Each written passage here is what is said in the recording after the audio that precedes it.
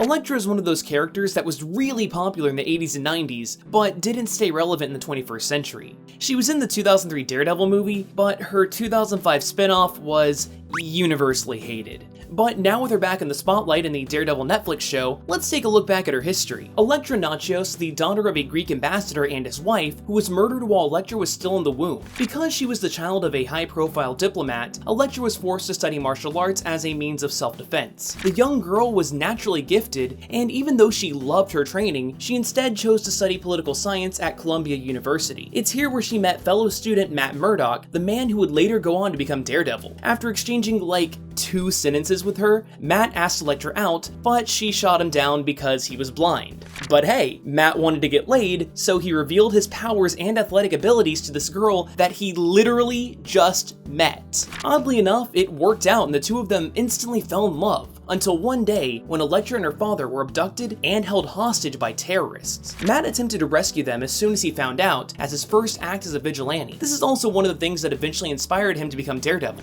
Though Murdock was able to save Elektra, her father ended up dying, and the grief-stricken orphan left the United States. Elektra sought out a secret ninja clan that her sensei had told her about, the Chaste, led by a mysterious warrior named Stick, the very same man who trained Daredevil. Elektra only trained with the Chaste for a short period of time before getting kicked out because of her inner pain with the death of her father and abandoning Matt. Desperate to prove herself, Elektra invaded the Chaste enemy, the Hand, in an attempt to destroy them from the inside. But for her initiation, the Hand tricked her into killing her old sensei. Elektra trained with the Hand for many years, but she eventually left and acted as an assassin for hire, which put her at odds with her former lover. This turned into an even bigger problem when she was hired as the chief assassin of Daredevil's arch nemesis, the Kingpin. This really pissed off Kingpin's previous go-to murder machine, Bullseye, so in response, he killed Elektra with her own sai. But you see, the Hand has a unique way of recruiting some of their members. They take the corpses of powerful people, bring them back to life, and place them under a spell that makes them loyal to the Hand's cause. This obviously isn't good, so Daredevil and Stone, a member of the Chaste, try to stop the ritual. However, Matt's love for Elektra purged her of the mind control spell, so Stone went along with the resurrection, but didn't tell Daredevil. The newly resurrected Elektra went on some solo adventures, but also did some contracts for S.H.I.E.L.D., and frequently hung out with Wolverine. No, seriously, it's insane how much these two end up working together, even though they're not on a team. However, Elektra wanted to get away from her previous life of killing, and death,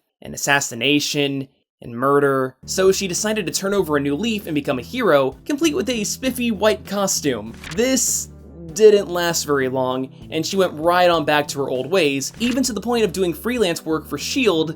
again. But if you want to talk about Elektra retreading familiar ground, then how about this? She was killed again, but this time it didn't even last one whole issue. That's right, at the end of the same book that she was killed in, Elektra came back to life again. But hey, at least she's now got some spiffy psychic powers that she might have either gotten from the resurrection or that she learned years ago from Stick. It's never quite clear and barely mentioned again. Shortly thereafter, she was abducted and experimented on by Skrulls in preparation for the secret invasion, leaving a Skrull doppelganger in her place. So anytime that Elektra was acting in this time, it wasn't her, it was actually a Skrull. After the event ended though, Elektra ended up being taken prisoner by S.H.I.E.L.D.'s newly formed and evil incarnation Hammer, which she managed to escape from single-handedly. The next event of real importance that Elektra showed up in was Shadowland, when Daredevil became leader of the Hand and tried to use them as a force of good, but ended up being completely corrupted by them. To help take him down, Elektra joined Matt's crusade as a double agent and helped turn Daredevil back to normal because it turns out that he was possessed by a demon.